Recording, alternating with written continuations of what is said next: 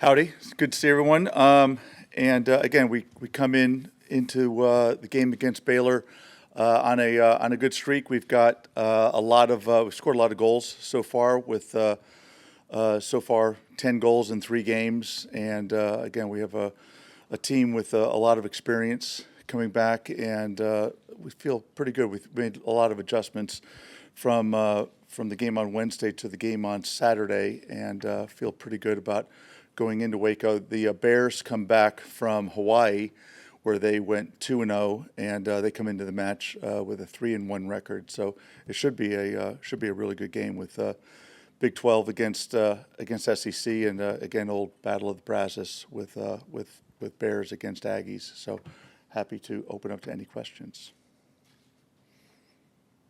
We'll go third row to Rob. Howdy, Coach. Just talk about the excitement of the Fish Camp game and what kind of boost does that give y'all, as you're kicking off athletics for A&M, and do you try to get as many recruits in that game as possible just so that they can see an atmosphere that's unlike anything in college soccer? Well, it is unlike anything in college soccer, and it's gotten to where you definitely don't want to think that it's just going to always be there. When you look around and we talk about the changes that are coming to college athletics, it's one of those things where so many times we talk amongst ourselves in women's college soccer about all the things that have happened for women's soccer, especially since 1999, and how the women's college game kind of put our women's national team. That's where they were developed, and that's where they came through. And now it's the women's college game that was the platform that has put all of those players, or almost all of those players, that has now put the women's professional platform on such strong footing, and it's kind of propped up the women's pro game for so long. And now that platform is on a good footing. Well, it's still the Texas A&M Fish Camp game is still one of the, if not the biggest audiences in college soccer every single year. So for us to be able to have, we seat comfortably is kind of I guess an open-ended statement. What is comfortable for some might not be as comfortable for others, but comfortably we sit about 2,400 in Ellis Field, and so for us to have more than 5,200 at that match is pretty cool. And I think anyone who's at that game every year knows that there's a lot of energy that comes from that crowd. When you've got the new freshmen that are here on campus, they're going to bring a lot of energy because it's their first opportunity to be a member of the 12th man. Classes have just begun that week. So yeah, there's a ton of energy going on. There are always a lot of recruits on campus. And again, it's the week before football has started. I know it's week 0 as far as things. There's a game in Ireland going on that night, or at least maybe that morning. And so for us, it's something that we've been a part of for a long time. It's something that we kind of created in addition to the youth tournament that was going on. I mean, the youth tournament bought a lot of tickets for that particular game. So the youth tournament that was happening at the same time as Fish Camp night was the Aggieland Friendship Cup, which started out probably about 28 years ago. We started out with about 4 teams, 2 from North Texas and two from South Texas. And so 4 teams came into College Station to kind of play. And I think there was about 140 teams in this past weekend, of teams that came in and had a pretty influential effect on the budget here and our economy here in College Station. And that happens also in coordination with that Fish Camp game every year. So it just makes it that much more exciting and electric. So if you come to that game and you see, for example, our boot line, so you come to an Aggie football game, a boot line is, and so those who don't know, Fish are freshmen here at Texas A&M. So it's not actual, fish themselves, but the freshmen that come out from Fish Camp at our indoctrination camps. But to come out to the Fish Camp game, a regular boot line at a Texas A&M football game are seniors in the Corps of Cadets. So you have the Aggies in their Aggie boots, and so it's only seniors. It's very exclusive. It's an exclusive club who get to wear the boots. Well, at Aggie soccer games, it's an all-inclusive boot line, and the boot line are little kids, seniors, freshmen, sophomore, anyone who wants to come out on the boot line. And our boot line goes from one sideline at halftime and greets all of the players as they come back across the field. And our field, football field, is 53 yards wide. Soccer field is 75 yards wide, so it stretches all the way across. It snakes across, goes out. So it's probably about a 90-yard boot line. Which, if you can think about a 90-yard boot line on Kyle Field, it's almost the entire field. Stretches all the way across. I know the referees were invited to go through the boot line. They didn't want to be touched by anybody. Maybe a bad attitude, I don't know. But the referees didn't go through. But I think I know our game management people are a little freaked out by all the kids on the field.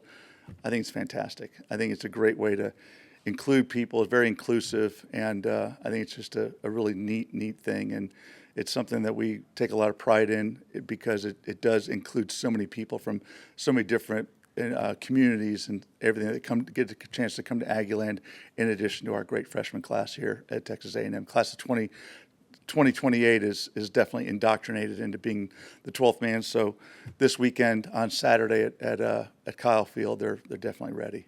They won't be on the field, but they're definitely ready. We got Richard, row 4. Coach, with 3 games under your belt, what changes, if any, will you be making to your offense and defense tactically? And then when it comes to the Brazos, Battle of the Brazos specifically, what is still left of that rivalry, and how fierce is it, given that you've played in recent years? Well, first off, as far as ourselves, we're still a work in progress. Even though we returned 10 starters from last year, we still progress through what we're trying to do. One of the things that about our particular season, we have a very short preseason. It's a very physical sport. Our players do a lot of mileage every game, and we're only given 2 weeks to prepare. We haven't had a chance to be with our players since sometime in April, and we're not allowed to have any information of what they do over the summertime. So even though we have sports scientists, all that kind of stuff, I'm not allowed to have any of that information at all over the summertime. I think from movies and stuff like that we're the bad guys. So all that information is kept from us. So we don't have anything that is shared with us as far as that information. So we get 2 weeks of preseason, whereas like basketball, they're with their players all the time because they've got a game coming up in November. And football has a game coming up in September or at the end of August, and we've got a game that is really coming up fast. And so our preseason is so short that we've got to do as much as we possibly can, at the same time not overdo it with our players. So it's a really close balancing act. So with us and our performance team and our sports scientists, we try to do as much as we can without doing too much. So these first 3 games, a lot of it is a quick evaluation of what we can do and what we have to try to piecemeal in. So the first game, with the 5-0 win over Lamar was great. We saw a lot of things that we did well with and without the ball. The game that we didn't win, we created a ton of chances. We just missed our chances.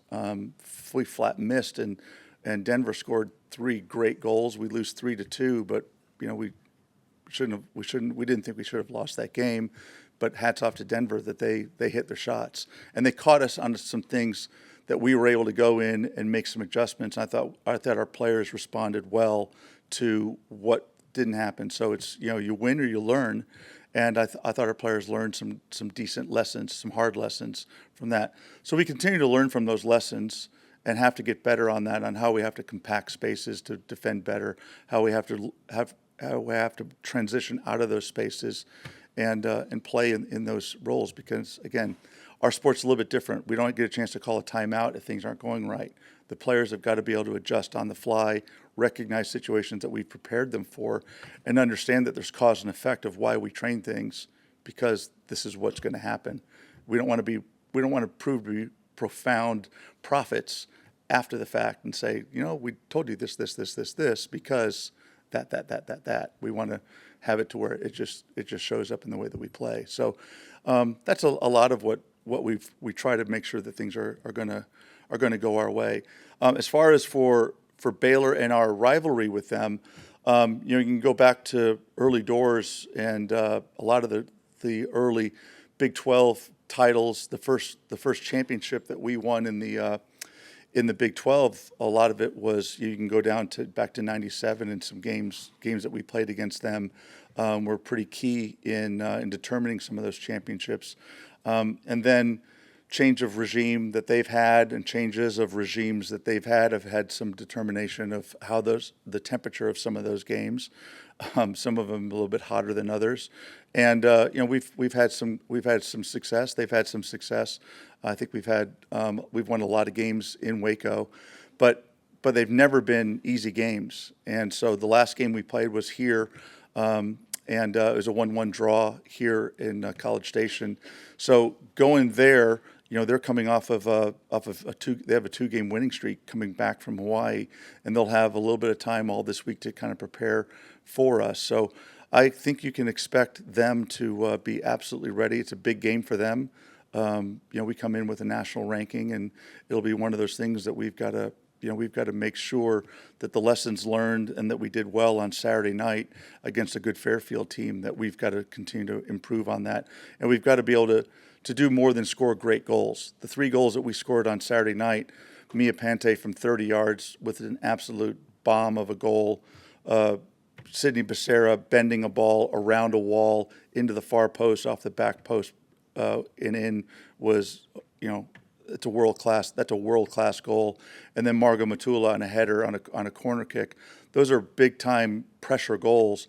We'd like to score some tap-ins. We'd like to score some really easy goals instead of scoring some worldies. And that's a big part of what we'll be working on this week, is scoring more just in the course of being able to break teams down and score those simple goals, and getting our strikers a little bit more into the attack, more so than just our midfielders.